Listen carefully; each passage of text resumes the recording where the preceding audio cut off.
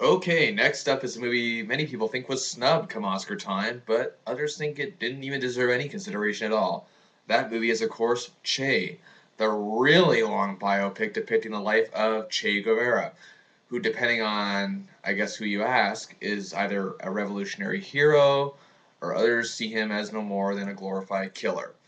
Benicio del Toro is nothing short of outstanding in this truly in-depth portrayal directed by Steven Soderbergh. Soderbergh has a way of depicting a world that's almost unbearable to take and watch, but yet we can't look away, as he did with the drug trade in the brilliant film Traffic, which Del Toro won an Oscar for supporting actor. This film is two in one. The first is called The Argentine, the second merely called Gorilla. I was really hoping that the film would depict certain things better. For example, the relationship between him and Fidel Castro. I was hoping that we'd get a little more of that.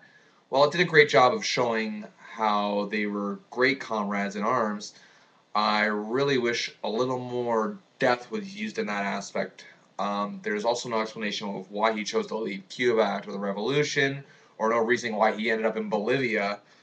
And there's not much here that describes his past. I guess to do that, you'd have to watch the 2004 film Motorcycle Diaries for that, which was pretty good.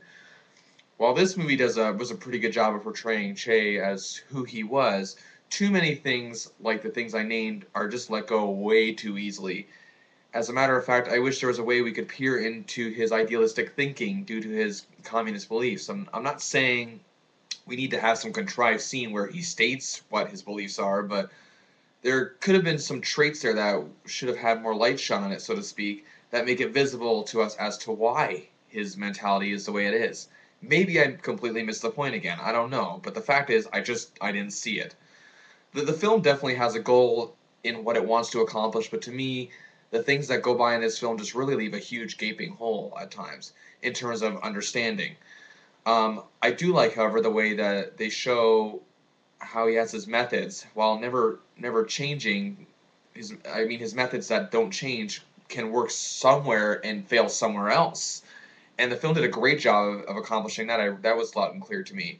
I do like that despite leaving the little things out, they do have a lot of little things in and try to help it serve some importance to the film and to the story of who this man is. But in that aspect, I also think the film was trying too hard in some instances. For some reason, a lot of things in this film, while necessary, just didn't strike a chord with me, and some of them were just plain unnecessary. I love how it's filmed, especially in the battle scenes, however. While there's no decisiveness, it showed a great depiction of this kind of warfare, that he was guerrilla warfare, so to speak. There's no doubt this film wanted to be something outstanding, and in my opinion, it very well could have been. But the problems are rampant and visible, and at least to me, you and you'd also, at least to me, that's what the problem is. And you'd think that the running time would bother me. To me, no great film is too long, but this is not a great film. To me, it actually tries to be too hard to be an Oscar type of film. However, I can't help but praise Soderbergh here, who practically was doing most of this movie just with him and Del Toro. That's not an easy accomplishment.